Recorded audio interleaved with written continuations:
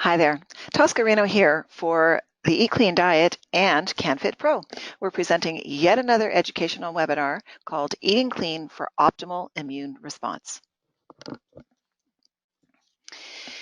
In this session, what you will learn is the definition of the immune system, how the immune system is triggered, how the immune system responds, the various systems the immune system uses to respond, the state of wellness today, the role nutrition and particularly eating clean play in supporting the immune system, how sugar competes for space within cells, disrupting the immune system, which foods contain nutrients specific to supporting the immune system, and how to incorporate and prepare these foods in Eat Clean recipes. A beautiful quote by Hippocrates says, "The natural healing force within each one of us is the greatest force in getting well. Our food should be our medicine should be our food." This webinar should be a very empowering session for you when you begin to understand the capacity of food to heal you, to return you to wellness. I think you'll find this very interesting. Let's start with having a look at what the immune system is. The immune system is a host defense system that we're all born with, composed of many biological structures and processes within a given organism, and that protects us against disease. This is the system designed to keep the body disease-free. So how does the immune system work? First, the immune system functions when a pathogen is detected. A pathogen is an attacker, an invader, and it can include an array of agents, including parasitic worms, bacteria, viruses, microorganisms, toxins, and more. These all cause disease. And the immune system's task is to recognize the pathogen, distinguish it from its own healthy tissue, namely you and me, and then make a decision about neutralizing it. It has to do all of that before neutralization happens. Subsystems of the immune system are important because they each have specific functions. The immune system can then be classified into various subsystems. These include the innate immune system versus the adaptive, and the humoral immune system versus cell-mediated immune system. And each of these have specific roles. The adaptive immune system is also known as the acquired immune system. So it's pretty much the system that we use when we begin to recognize disease and learn to defend against that. This system is composed of highly specialized systemic cells and processes that eliminate pathogens or attackers to prevent their growth. Adaptive immunity creates immunological responses or memory so that when your body sees that particular virus or invader again, it will know, oh, I've seen this before, we're going to launch this specific attack. The best example of this is vaccinations. So those are based on memory.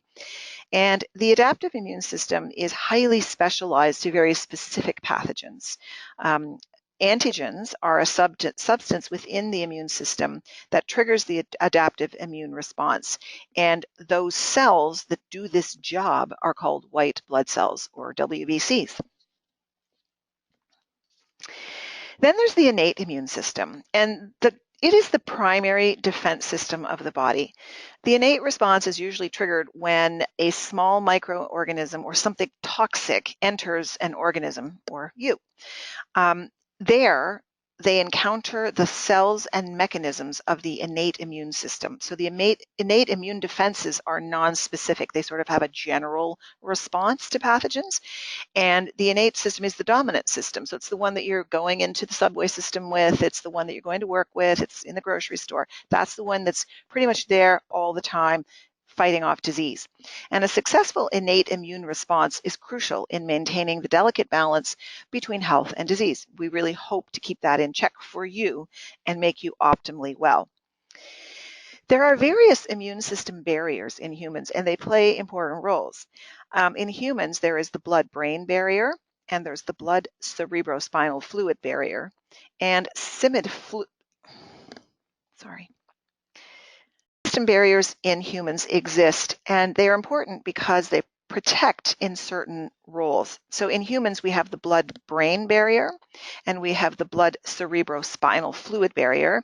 And then there's another fluid-brain barrier that is similar, and these separate the peripheral immune system from the neuroimmune system. So there have to be separations because each of these tasks are highly specific and really are, in many cases, life or death situations. So these are all natural protective barriers. The neuroimmune system protects the brain and works specifically to carry out or oversee the entire task. How pathogens and the immune defense system work. Now, how do we keep all these intricate systems working properly? Pathogens, or disease agents, bacteria, etc., evolve and adapt rapidly, very rapidly, in fact, and are able to avoid detection and neutralization by the immune system. Not always, but often. So the body has evolved multiple defense mechanisms, thank goodness, to overcome that problem. And these mechanisms include phagocytosis, defensins, and the complement system. Phagocytosis is an easy one to remember. It's basically chewing up and spitting out of invaders. So we are in a good position to fight off most illness and disease. But let's have a look at the overall state of wellness today in our modern society. And we must admit that it is very different than what it used to be hundreds of years ago. So what is the state of wellness today?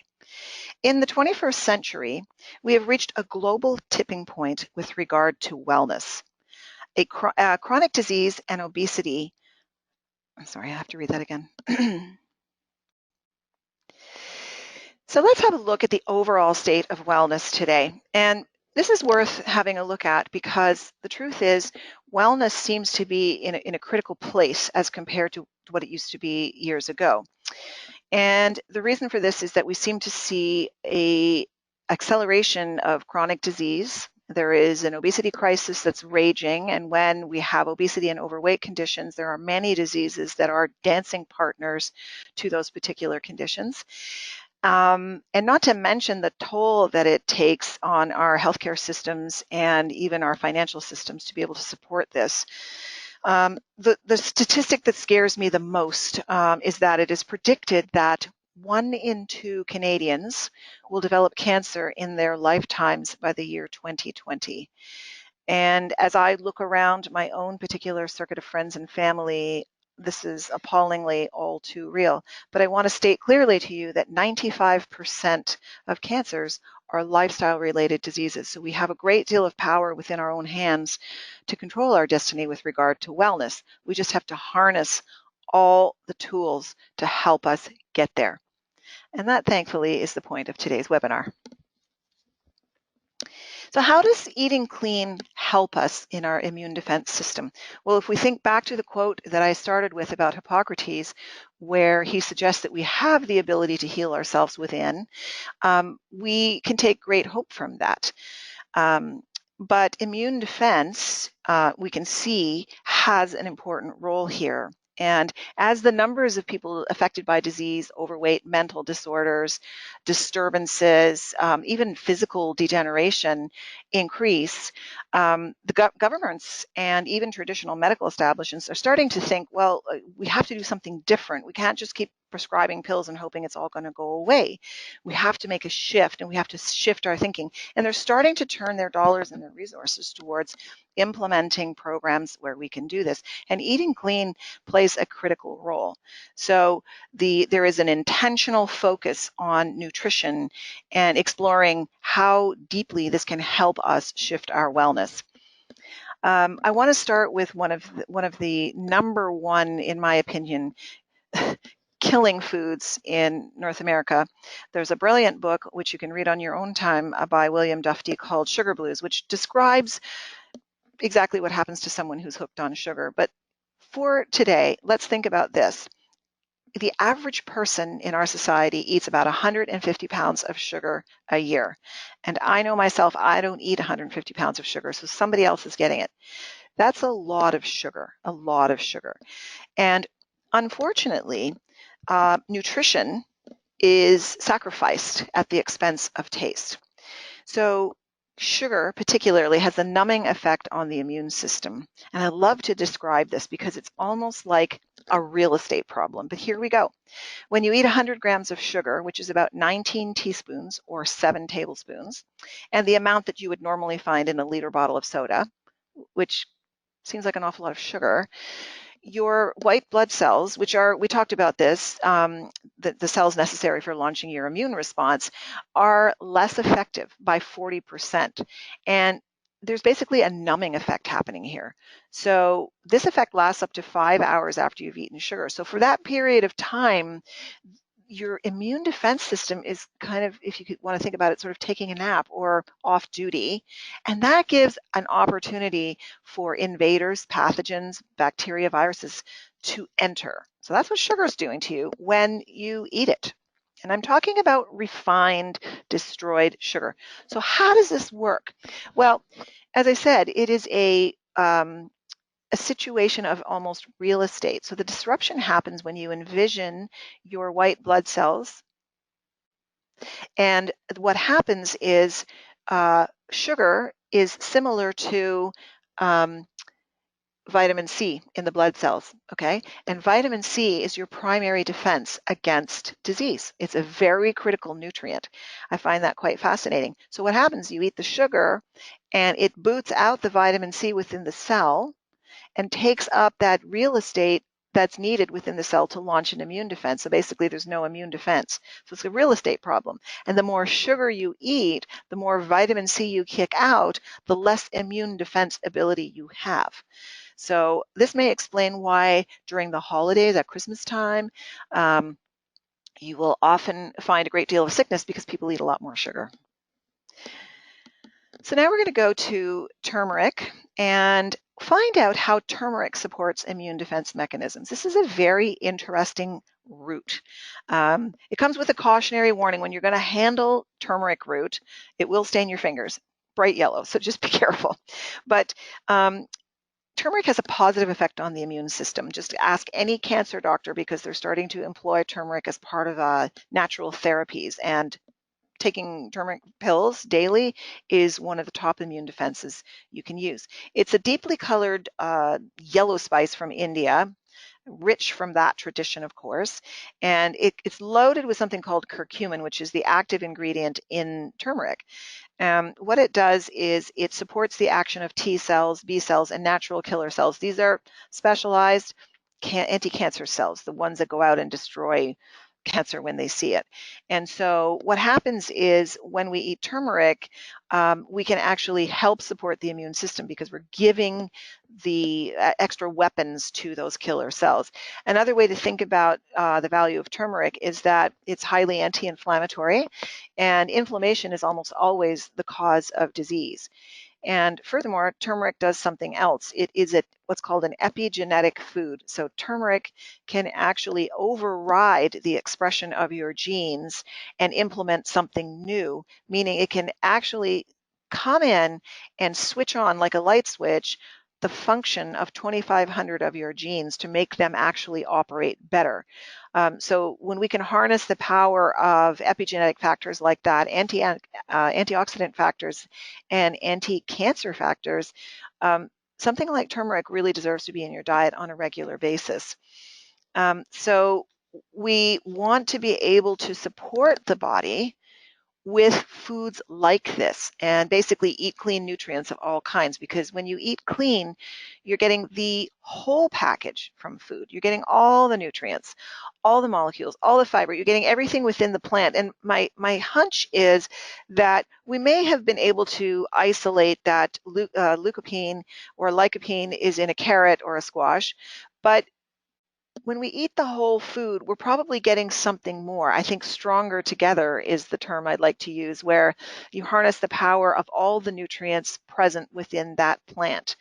So, and remember that the definition of eating clean is the consumption of whole, nutrient-dense, minimally processed, well-sourced, properly prepared foods.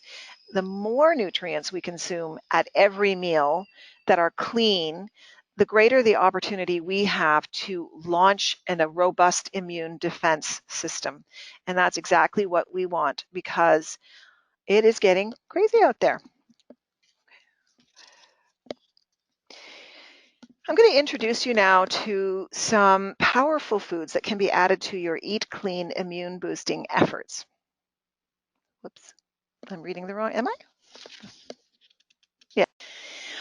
What's encouraging to note here is that eating clean supports the highest state of immune function that your body can launch. So that's really good for you to know, because this is your hopeful and helpful tool for being at your optimal wellness.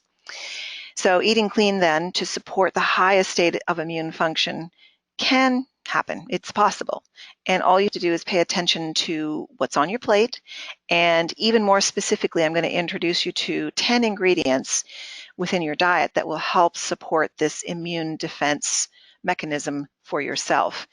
And I just want to remind you, though, when we're thinking about superfoods, power foods, these 10 ingredients that I'm going to introduce you to, no single food is ever going to be like a one-shot deal. It's never a one-shot vaccination against wellness.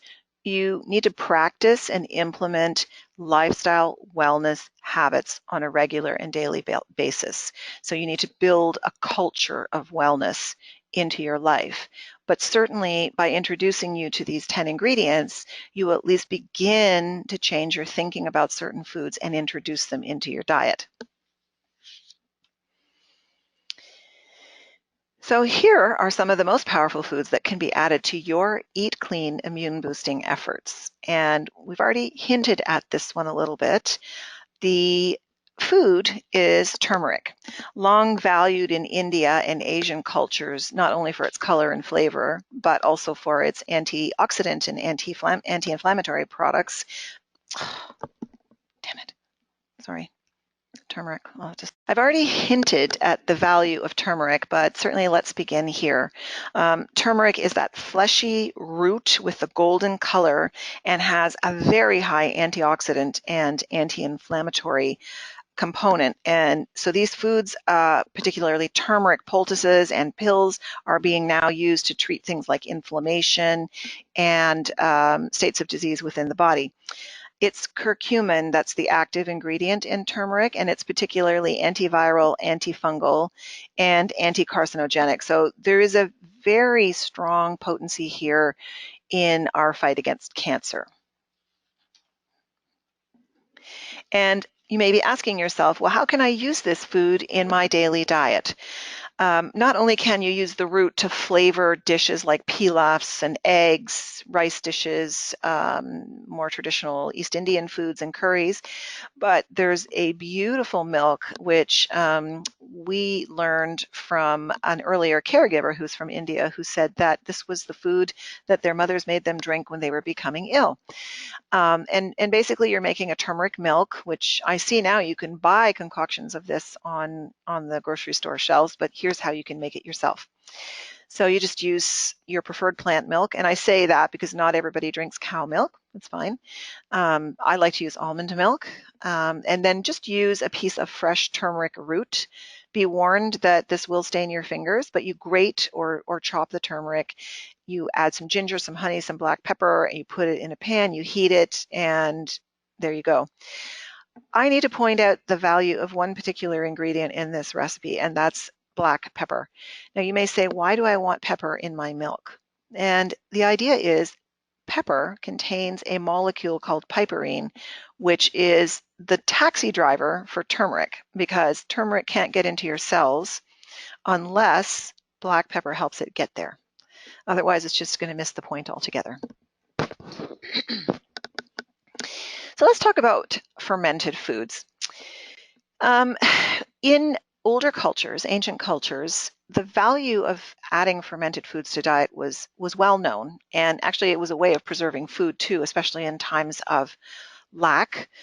But fermented foods offer so many nutritional values to the system, particularly the immune system, that it's really time to welcome them back. And we have kind of ignored them, unfortunately. I think we've gotten out of the practice because now we have, commercial food production and we have refrigerators and so on. But in the days before refrigerators and big food, we needed to ferment our foods. And what is delivered with fermented foods are probiotics. Now, why do we want probiotics? Well, probiotics are those nutrients that feed the healthy gut bacteria within the body. And just as a matter of interest, this is a very interesting fact. I love this.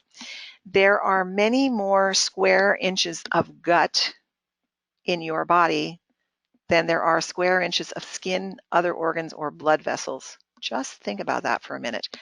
Our gut is a massive, massive postal code for wellness. And when we can deliver this nutrition in the form of probiotics and the other foods I'm telling you about, this is where you're going to have the greatest effect. So really pay attention to gut health. Probiotics fill your gut with good bacteria and can kill off invaders. They can also promote wellness in the brain. When the gut feels good, the brain feels good. So you want to think about probiotic-rich foods, and those are predominantly fermented foods. I particularly love sauerkraut, kimchi, yogurt, and kefir. I make my own kefir every single day. So here's a recipe that is super easy to make. You really don't need to be a chef to do this one at all. Again, we're going to use a plant-based milk. I have chosen almond milk. Please look for the unsweetened kind. Remember, we don't want the additional sugar, so let's get it out of there. And then just use some chia seeds. I've given you the amounts. What's interesting is it's the chia seeds themselves are going to fill you with this beautiful omega-3 healthy fats, but they're also going to absorb the milk. And lower down, you'll see the next ingredient is the plain kefir. Well, there's your probiotic right there. That's your fermented food. And so you've got this recipe that's rich with nutrients, and particularly the ones I'm talking about to boost your immune system. And then you can just, have a heyday and put whatever sweet things you want on it. But again, remember, let's try to use the natural sweeteners like even pumpkin puree, applesauce, date paste, maple syrup, honey, dried fruit, cinnamon, and nuts, and so on.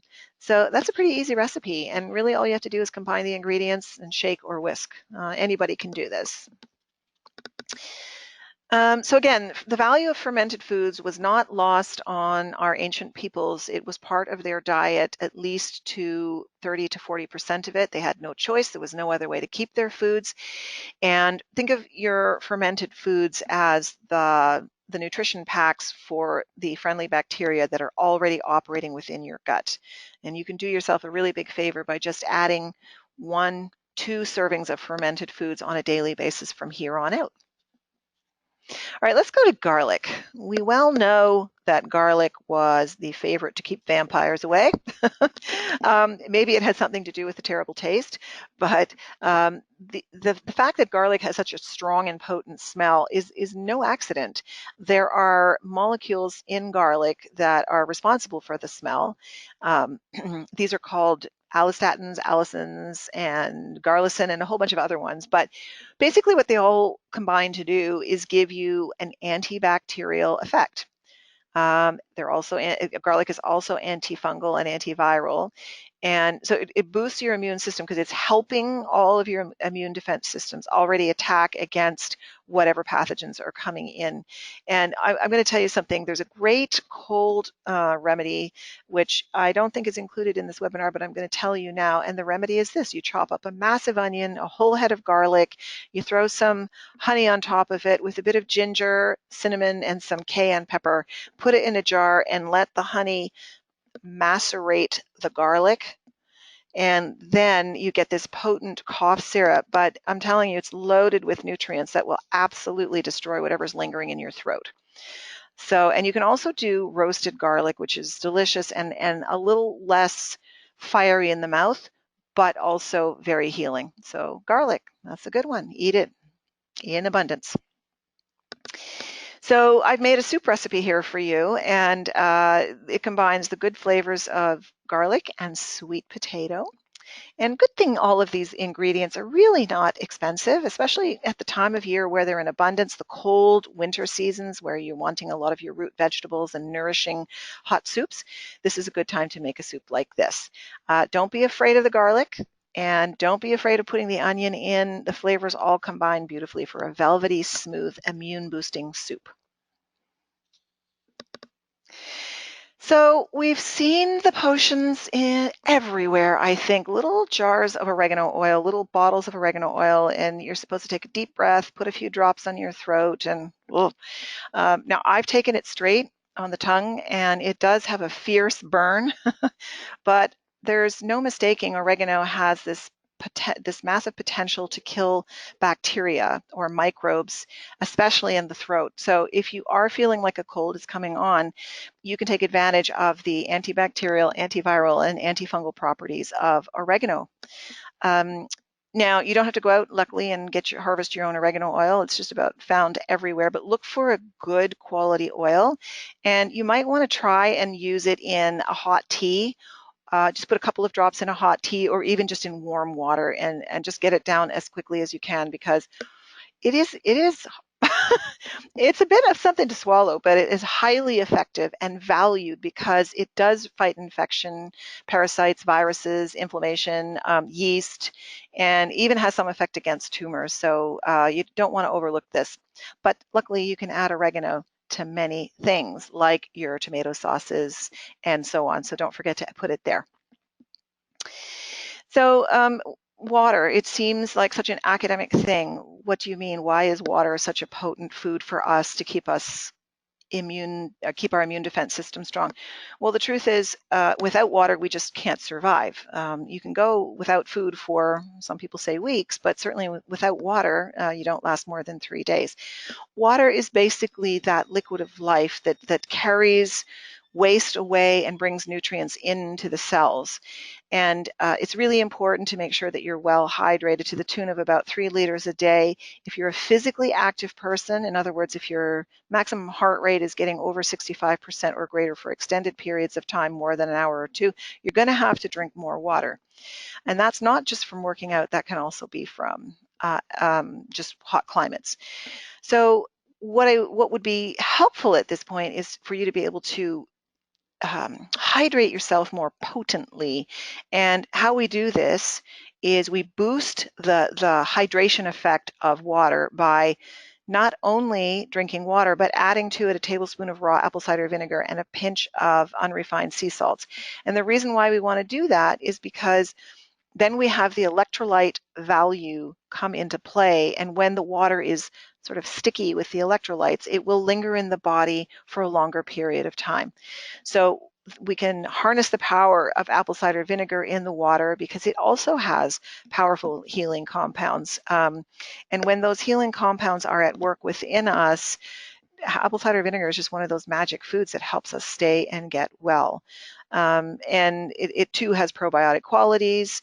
It boosts your immune system through enhancing stomach acid content, which is really powerful. If you don't have enough stomach acid, you can't even digest the most minor of bacteria, because technically your stomach is the first place that a bug or a pathogen will go. And you can just imagine, like, I've got a flu bug in my stomach. Okay, here comes the little bacteria, blah, blah, blah. Where's my hydrochloric acid? I need to kill it. Oops, sorry, I'm taking Nexium or some other antacid, and there's not sufficient stomach acid for you to kill those invaders. So apple cider vinegar will help you accomplish that task. Yeah, so my wetter water recipe is pretty straightforward. 8 ounces of filtered water, a tablespoon of apple cider vinegar, a pinch of unrefined sea salt. Some people add cayenne, some people add a bit of honey or maple syrup. That's up to you. But this is your basic recipe, and have that anytime you're thinking of having a glass of water. Love this vitamin D. Actually, vitamin D, we call it a vitamin, but it's really a hormone. And doctors have recently been just so enamored by the idea that vitamin D plays a role in almost all disease. So I love this statement. Vitamin D minimizes all cause incidence of disease and also minimizes all severity of all cause of the symptoms of disease. So basically what that's saying is, when you have enough vitamin D in your system, you have less of a chance of being ill. And when you are ill, vitamin D in enough concentration will make the symptoms of that disease less severe and shorten the time of sickness. There's a doctor in the United States, Dr. Ray Brown, who's discussing vitamin D and its use for pre-surgically for keeping his patients well. He has very little post-surgical infection, and also vitamin D plays a powerful role in preventing concussion, because there's a suspicion that without sufficient vitamin D, the bones are softer, and so vitamin D will contribute, it's a sunlight vitamin, will contribute to stronger bones.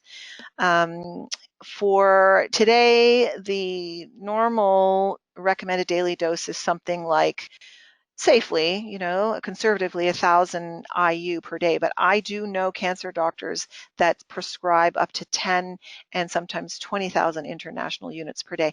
Work with a physician or a wellness doctor of your choosing, but understand vitamin D is potent and you do need a supplement. You can't eat enough foods to be able to get that supplement. A good vitamin D supplement needs to be in a fatty solution, because it does come from fat, and you can't absorb D without fat.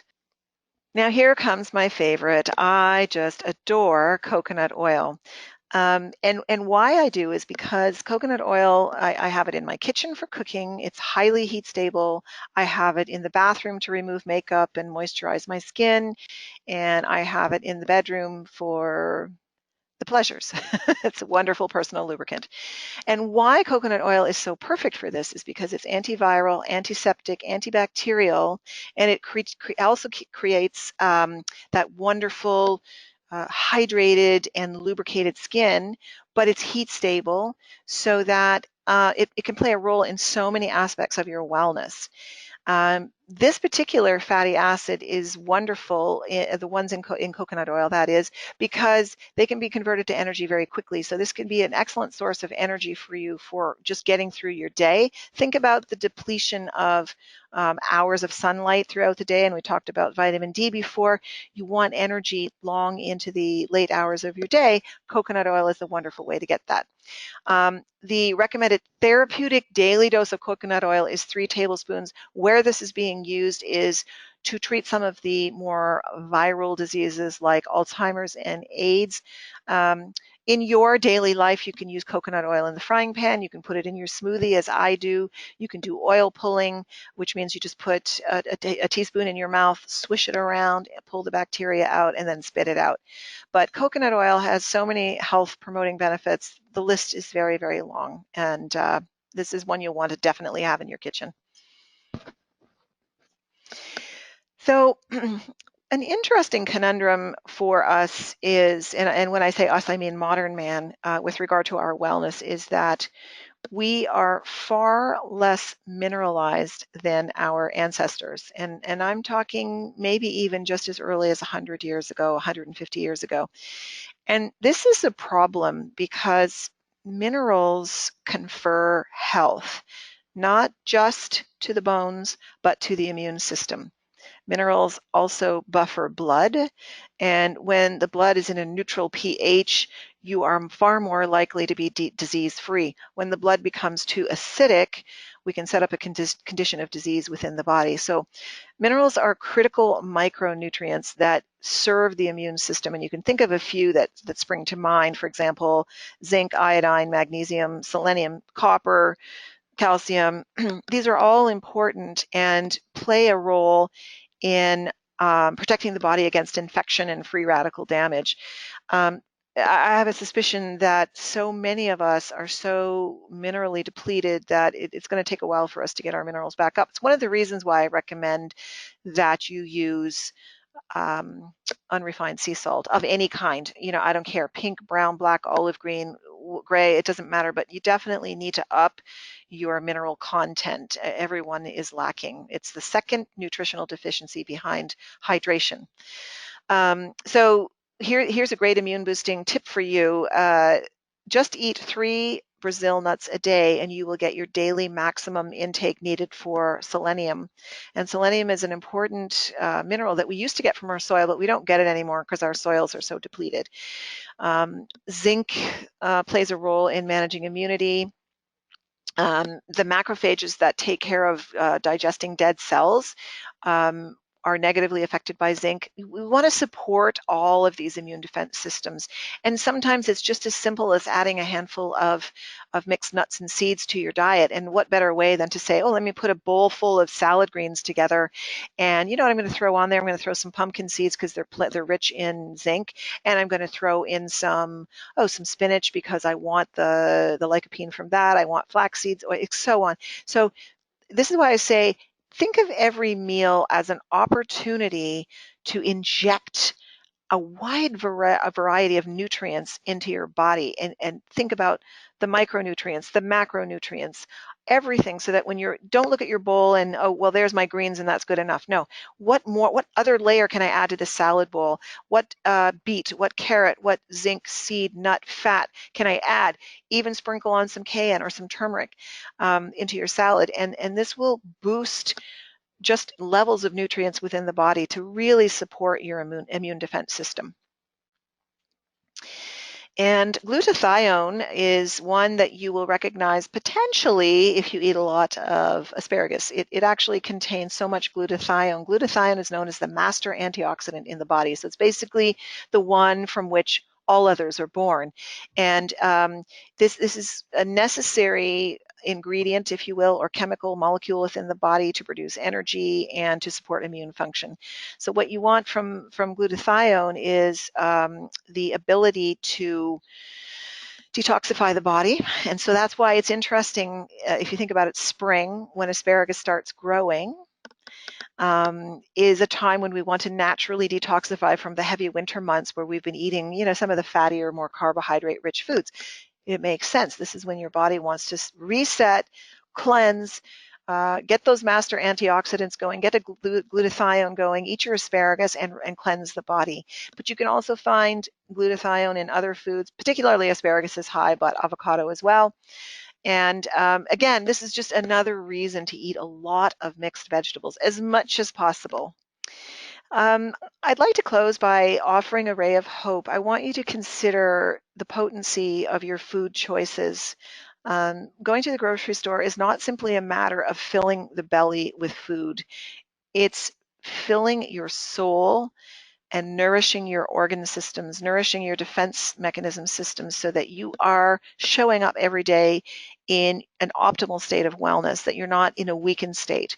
And, Hippocrates did say it best when he said that we do have the ability to heal ourselves. Within each of us are all the raw materials we need to launch an immune defense. All we have to do is harness the capacity of that by supporting it with the food we eat. And for that, I wish you great wellness. And I thank you on behalf of myself, Tosca Reno, and CanFit Pro.